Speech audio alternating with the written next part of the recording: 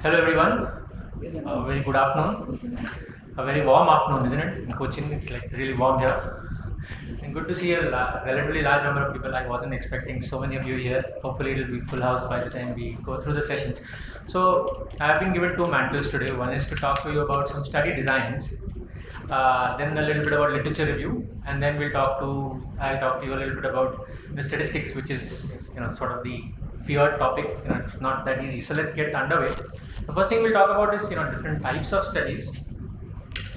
So there are different types of studies, and you might have heard these. So this is just an introductory slide. You must have heard these terms: prospective, retrospective, randomized, not randomized. There's a lot of confusion between all of these, right? So I thought I'll really simplify it and show you, how study designs are actually classified. So there are two main types of classifications, or rather two main types of studies. One is a descriptive study, second is an analytic study. So in a descriptive study, we just do that. Description, we just describe what we are seeing, right? We don't talk about if this increased, that decreased. So we don't bring too many things into it. We just describe one thing that we are trying to say.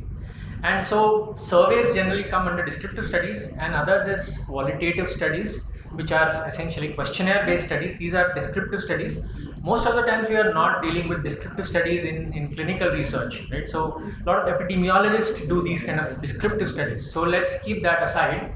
What we really do in our clinics or in your thesis or in your daily life is about analytic studies, right? So there are two main types. One is experimental and second is observational.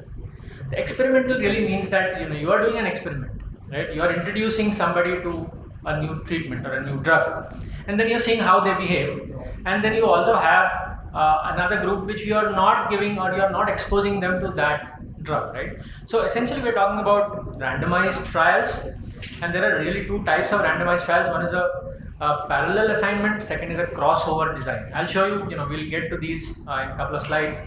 The other is an observational study. Here you're just observing. You are not really introducing any new drug or any new surgery or any new therapy. You are actually just observing people over a course of time, either ahead in time or you're looking back in time, right? So observational studies are either cohort, case control, or cross-sectional. So, quick examples: surveys can be population-based studies which are community-based, right? So you must have heard about some very large ophthalmology-based studies, some which have come from Shankar Netralaya. One is called the SN Dreams, which is the diabetic retinopathy study. There are some others which have dealt with incidence, prevalence of glaucoma in the community. So these are all dealing with large samples. They look at prevalence and incidence of disease. CAP surveys or cost effectiveness studies and all fall under surveys. This is something that we are not going to elaborate more on because we don't do this, in our everyday research. Qualitative studies are essentially questionnaire based. You must have seen, especially during COVID times, a lot of people did a lot of questionnaire based studies, right? So what do you feel we should open up, and what do you feel about this? What do you feel about that? But then questionnaire based studies are very specific, and there is a way to develop questionnaires which I'll quickly touch upon. Initially we do a pilot questionnaire, then you do an open-ended questionnaire. This is the way you develop a new questionnaire, right? So you do an open-ended questionnaire. So you field the question and you don't give them options. You tell people what do you think about it, right? Then you develop close-ended questionnaire. So you have these questions and you have these four options. Directly going to close-ended question is not a good idea. Then you do some field testing for reliability and validity, and then you retest, and only then you field it to the people whom you are trying to ask those questions for. So there is a way of developing a questionnaire-based study or a new questionnaire. It's not really an easy way to do. So it's always better to use questionnaires which are pre-used, or which are published, so that you can say, oh, we use this questionnaire and we modified it a little bit. So we have looked at descriptive studies under which surveys and qualitative studies fall. Let's look at analytic studies. Like I said, there are case control, cohort, randomized, and others. So this is a level of evidence under which we classify analytic studies. At the bottom are animal and laboratory studies, then are case reports and case series. On top of that are case control studies, then are cohort studies, then even better study designs and randomized trials, and then there are meta-analyses and systematic reviews. So this session will tell you a little bit about each of these, right? So essentially, we start with, just play this. So it's always good to start with case reports and case series in the beginning when you are relatively young, but then go on to do better studies, do retrospective or case control studies, then try and do more cohort studies, try and get involved in randomized trials, and then once you're experienced enough, try and take up meta-analysis. So your curve, your like this guy is going up the ladder. That's how your publication profile after 10 or 12 years should look like. Right. So now, what is a prospective study? As the word says, prospective. You are looking in the future. So what you are starting with is you are enrolling non-disease subjects, people who don't have the disease. They are at risk for disease, but they don't have the disease. Then you collect their baseline data and you follow them up for a period of time. And you are not introducing any new drug or anything like that. You are following them up, and then you are going to look for the onset of disease. All of these patients are at risk for a particular disease. Who gets it and who doesn't get it? So you are following a group of diabetics, and then you are seeing who got retinopathy and who didn't get retinopathy. So you are going to follow them up over time, right? So who got disease and who didn't get disease, and you can compare across them. The other is looking back, retrospective. The word retro is to look back. So retrospective study means that disease has already happened, right? That outcome has already happened. You are looking back and trying to find out why it happened most of the times. So what you are really looking for is to identify risk factors, right? So if you are trying to identify risk factors of a particular disease, a retrospective study is a relatively good study design to do. Let's go to the umbrella of randomized controlled trials. Before we go into a RCT design, you should understand the concept of bias. Bias really means there are many different types of bias, but you can actually, you are doing an experiment, you can influence that experiment to get the results that you want. So that is something that should not happen, right? To overcome bias, what we do is randomization, and it could be in the form of lucky draws or computer-generated allocation codes, etc. The other concept which is important in RCTs is allocation, to see that patient gets that drug. Right, and there are two types. One is parallel and other is crossover, and third is concept of masking or blinding. We don't use the word blinding in ophthalmology, right? For obvious reasons, we use the word masking. So the concept of masking, I don't think we need to go into a lot of details, but overall there are three concepts in RCTs: randomization, allocation, and masking. So you need to think about these before you are actually going ahead. Right. So this is a quick video to show you. So this is a quick video to show you what is randomization, and these are the patients at risk, and you're giving some of them drug A and then you're giving them drug B. However, if physician comes in the picture and says, oh, you go to drug A and then you go to drug B, that physician is actually trying and manipulating those patients, right? So this is an example of something which should not be done. So randomization is done to take out that bias which is in between. Now what is parallel assignment and what is crossover assignment? So parallel assignment really means all patients are getting into group A or group B, parallelly, equally. And crossover means after they get drug B, after they get drug A, they could then transfer over to drug B. So patients getting bevacizumab could then go to the aflibercept group, and the aflibercept group could actually get into the bevacizumab group. That is also possible, not commonly used, but these are examples of crossover study designs. So this is essentially what study designs look like, right? So descriptive studies, we don't use much. Analytic studies is where we are actually doing an experiment, which is a randomized trial, and observational studies, which are cohort, case control, and cross-sectional. Now, remember, we have not talked about the word cohort, cross-sectional as yet at all, right? I told you there are prospective, there are retrospective, and there are RCTs. So what about cohort and cross-sectional? There's a lot of confusion between, in the minds of most people. So what is a cohort study? What is a cross-sectional study? So it's a very simplified explanation, though not always true, is that cohort studies are generally prospective and observational studies. Right? A cohort means a group of people in very simple language. So cohort study is a prospective study, and a case control study is a retrospective study. That is generally true in most cases. Now how do you apply these to patients or when you are actually designing a study? So you use the PICO approach, right? Where P stands for participants, I stands for intervention, O stands for comparison, and C stands for comparison group, and O stands for outcome measures. And the T stands for the type of study, which we already discussed so far, right? So the PICOT or the PICOT approach is what is important for your study designs. Now, P is participants, which really means what are the inclusion and exclusion criteria, right? So that essentially means, so irrespective of whether you use a retrospective or a prospective study design, if your inclusion and exclusion are not right, you're not going to get the desired result, right? So always think about who you are going to include and who you are not going to include. I stands for the intervention. The intervention really means the tool that you are going to use to do data collection. It could be a questionnaire, it could be a drug, it could be a surgery. So I really means the intervention is the one that you're going to use to get data. C is the comparison group, So always think about whether you need a comparison group or not, right? Because say you are giving or say you are doing one kind of study, or say you are using a new intraocular lens, you've designed a new intraocular lens. Always do a comparison group, right, with what is already being done currently or what is existing practice. Unless you compare, how will you know that new thing is good or not good? And remember that if you don't take a comparison group in the beginning, there is no way to undo it, right? So you can't go back there. O stands for outcome measures and T is the type of study. I'll quickly go. So overall take home message from this is consider this pyramid approach. Like I said, so start from small and go higher. Always choose randomized trials before, then if not possible, look at prospective studies. And lastly, if everything is not possible, look at retrospective studies. All studies can be done using any of these study designs. And remember the PICO approach. And always think about funding or feasibility, rarity of disease, and whether it is possible for you to do it in your own settings, right? After this type of studies, let's look at the literature review. So I'm going to show you a screen recording quickly. Remember that literature review should be very, very goal directed, right? A good literature review has all these parts to it. The keywords, your keywords that you're feeding into PubMed or any search engine determines how good your search is. Your keywords should be similar to mesh terms which PubMed describes.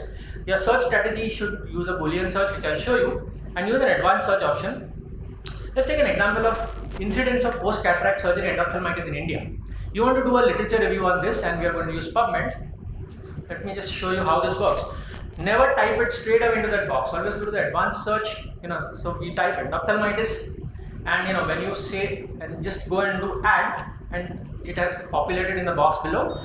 If you see, there are 11,000 numbers. There is so many articles on endophthalmitis. Now we are going to try to narrow that search because it's not at all possible to look at 11,000. Always see that this is the display option is in the summary and the best match, and these are very important. That best match, sometimes it is not best match, so just make sure that it is the way it is. Yeah.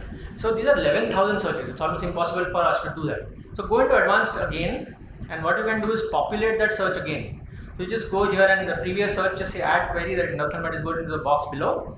Then see we want to see endophthalmitis only in India. So what are the papers which are there?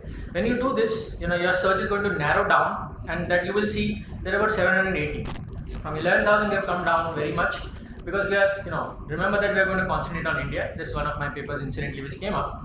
Right, so this is very important to see that this is all in place. Now we want to narrow down further, right? So we populate the previous search again, just say add query, and then what we do is just say post-operative. Could be traumatic and could be so many other things. And when you populate this search strategy, you will see that the numbers have gone down to around 280. Right? So it is now becoming slightly more possible for you to actually look. However, we want to see only something very specific, right? We want to see only incidence.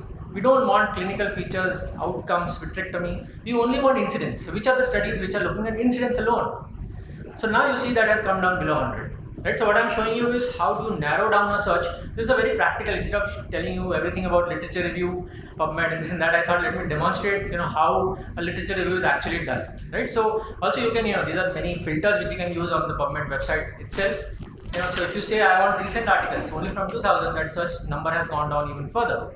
Right? And you can then choose full text and this and that. Right? So this is basically how you use the advanced search option on.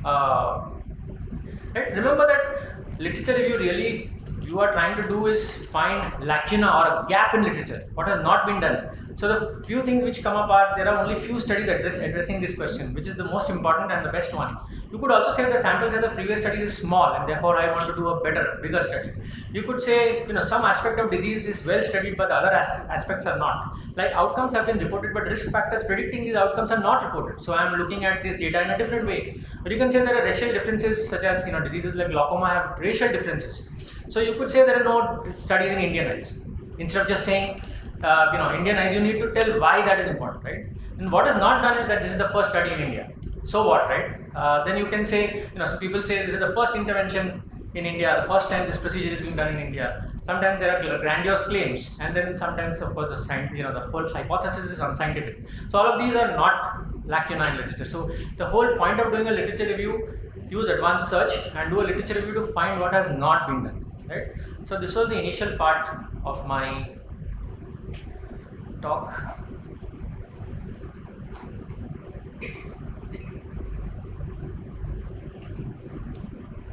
So now we'll deal a little bit about something that is slightly difficult for most of us to deal with. So we're looking at biostatistics. Please question.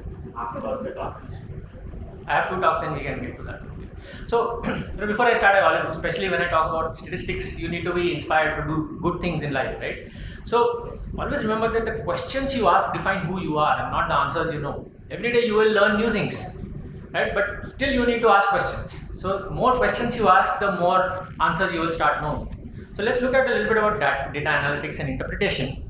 So overall, this is the plan through which we, this is the highway for clinical research, where you plan the study, you execute it, and then you analyze and then you review and submit. Or in short, you come up with an idea, you design the study, you execute and analyze it, and then you write and publish it, right? So what we are now looking at is only this part, that is analysis. That really means biostatistics.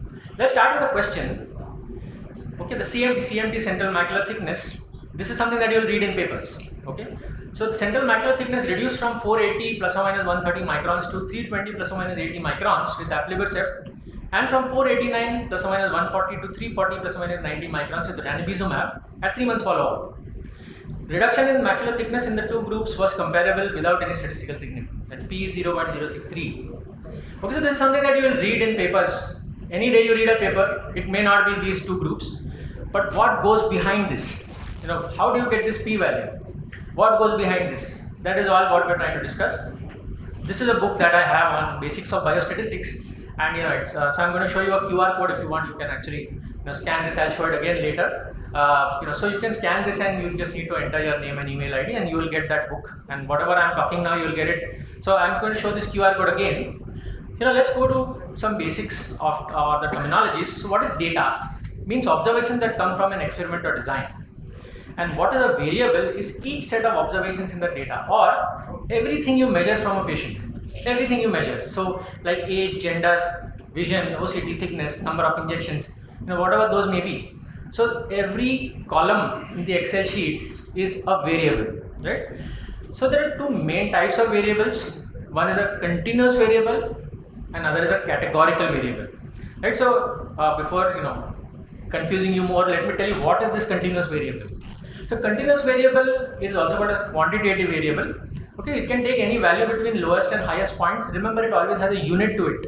So age is in years, BCVA is in logmar units, intraocular pressure is in millimeters of mercury, right? So they are continuous variables. Now let's look at categorical variables. Here things are grouped together because of their common properties, like gender, or like success or failure, types of closure in macular holes is type 1 or type 2, types of neovascular membranes, so these are categorical variables. Categories can be two or more. So when there are two categories, say it's a yes or a no, we call it binominal. Bi means two. If there are more than two, then and it has an order to it, like complete success or qualified success or failures. That's an ordinal variable. It's a categorical, but more than two categories to it. And multinomial means there are more than two categories and there is no order to that, right? So let us do a quick exercise. Height of subretinal fluid in CSR. It's in microns. What do you think type of variable is? Is it a continuous or a categorical variable? Anybody? Continuous. That's right. Presence or absence of hard exudates in macular edema. It's a categorical, right? It's just a yes/no. Response to intravitreal triamcinolone one. You say good, fair, and poor. Say for your study. Categorical, right? And this is a graded response, right? This is an ordinal. There's more than two, and there is an order to it. Okay, and the number of days of follow-up of a patient. This is in days. It's a continuous variable, right? Okay. Then what we do is we describe one variable at a time. Every column in the Excel you need to describe. So how we do that? If it's a continuous variable, you describe it using mean with standard deviation. Okay, and if it's a categorical variable, you just describe it using a percentage. And if it's a mean with standard deviation, you can use range, you can use median, and you show it using a box and whisker plot. Unfortunately, we don't have enough time to go over all of these, but this is how you describe a continuous or a categorical variable. Then we look at analysis. Now we are looking at more than one column at a time. If one increases, what happens to the other? So in a cricket team, this is IPL season, right? In a cricket team, all players, they come and they play and then they win the match, right? So but initially when a player walks in, they show how many matches he's played, what is his average strike rate. That is describing the individual player or individual variable. And when all of them play together as a team, they are interacting with each other, that becomes an analysis or analytic statistics. So there are three basic forms of analytic statistics. One is difference, second is correlation, third is associations. Now these are terms that you must have seen before, student t-test, ANOVA, these are some things. Have you heard about these? Sometime or the other you would have heard about this, right? So when it's a continuous variable and you're looking for differences between two groups, what you use is a student t-test. If it's not normally distributed, that means there are a lot of variability in the data, we use the Wilcoxon rank sum test, also called as a Mann-Whitney test. If there are more than two groups, there are three injections or there are three different types of surgeries, we use the ANOVA or analysis of variance. If it's a categorical variable and you're looking for differences, we use the chi-square test. So CAT is for chi, categorical is chi-square test. So we'll come back to this question again we started with. Right? Macular thickness reduced from 480 to 320 microns in aflibercept group and 489 to 340 in ranibizumab group. Is this macular thickness a continuous or a categorical variable? Continuous variable, right? Okay. So now we are dealing with continuous variables. We are looking at differences between two groups, right? Aflibercept and ranibizumab. So there are two groups. So let's go back to this. Right? So it's a continuous variable. There are two groups, and let's say it's normally distributed. What is the test we will use? Student t-test, right? So this p-value is derived using the student t-test, right? So when I showed you this example in the beginning, it was a little bit, I don't understand, right? But now that you've gone through this, you understand this is how it's done. The others are, regression analysis. We don't have enough time, unfortunately, for this. Again, if the outcome variable is a continuous variable, you use linear regression. If it's a categorical variable, you use logistic regression, and the others are something that you need not remember. So you're understanding that if you can classify a variable as continuous or categorical, half your job is done, right? You can choose a type of test that is required, the kind of analysis that is required, how to interpret those p-values, right? So this is something that it's not really difficult. You need to tell your statistician, this is what I want. Instead of just telling him, this is my Excel, aap kar dijiye. They won't understand a thing, and what they send back, you also won't understand it, right? So, this is what I wanted to show you. So this is a book on basics of biostatistics. If you want, this is the QR code, or if you can scan if you want. I'll give you just for 10 seconds or so. You can scan and then you will get that, all of this entire thing is there in that. It's about 5 or 6 pages. But, once you attended this session, you will find it quite easy to sort of get it.